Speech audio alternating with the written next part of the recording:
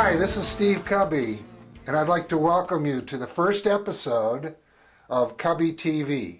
Now, this is a show that's about the drug war. It's about this insane war on people and plants. And it's about the lies and the spin that we're being given. Now, let me give you an example. We just had this announcement by the Justice Department and Eric Holder. Well, it's nice. We appreciate the words, but we've learned that those words don't mean anything until the laws get changed. And no laws have been changed. No one's being released from prison. No one's put an end to the war on medical marijuana dispensaries. In fact, right after Eric Holder made his announcement, the U.S. Attorney for Northern California, Melinda Haag, said, well, it's not going to change anything that we're doing here in California. So there is a need for a command center, for a place where the truth will be spoken about this insane war, and we don't fall for the spin and the BS that's being thrown at us. And that's why we've started Kubby TV, to give you the information that you need and that will help you deal with a government that's determined to declare war against you. Now, if you look up the definition of terrorism, you'll find that terrorism is defined as the use of violence for political change, for political purposes. And that's exactly what's going on in this drug war. And I think the worst example of that is that the government is waging war on families. And tomorrow, we're going to show you examples of instances where people are shot, their kids are killed, horrible things happen to people just on the allegation that marijuana is involved. So we need to understand that the war is still continuing, or as the talking heads used to say, same as it ever was. Now, each of us has an obligation to engage in this war, because if you turn your back, it will still come and find you. So we will talk about the people and the efforts being made to bring real freedom and sanity to this insane war by our own government on us.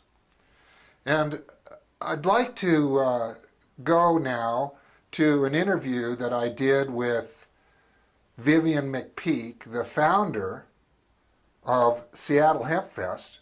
And I think Vivian personifies the individual citizen making change possible. I mean, he was thrilled the first time that they had 500 people show up for Hempfest, and little did anyone imagine that Hempfest would quickly grow to 250,000 people, which is all that it can accommodate right now. So let's take a moment and listen to some words from one person who's made a big difference for all of us.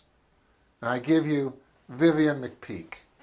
One of the reasons I got involved in the cannabis policy reform movement is that first of all, I'm a counterculture person from the old school.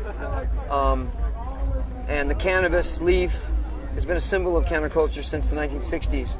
But more importantly, growing up in California in the early 70s, I had some friends that were really good friends of mine that were older than me.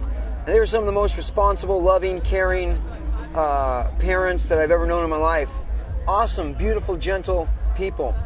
And they had two small kids, and they had 5 pot plants growing in their backyard. And they were busted for it. And the father was sent to prison, and it broke up the family. And they lost their home, and their children were given to foster parents who told them that their parents were criminals, didn't love them. And I watched this family get destroyed, this man lose his family and his freedom, this couple lose their kids, and it had a huge impact on me. And I said to myself that if I ever got involved in any kind of activism, that cannabis reform was going to be one of the types of activism I was going to do. Well, I think that was a pretty inspiring talk by Vivian, and I know that change is not going to come from the politicians. It's not going to come from electing somebody president or senator or governor. It's going to come from us. It's our responsibility. You know, it's like Dennis Perron said, our suffering is what makes change. So I hope that this show has communicated to you a feeling that a lot of us have, a feeling of frustration, that we've had it, we're fed up. We know this drug war is a failure. We know it's just to keep the cops with fat budgets and new cars. So we're not going to take it anymore. And if you're like me, you want to do something about it, and you want to know what other people are doing about it. And that's why we have this show, and that's why I'm asking you to come join us every day and be a part of making a real difference in this world. This has been Steve Kubby for Kubby TV. Thanks for joining us. It's the proximity of what I hope to be. The weight so heavy where I stand.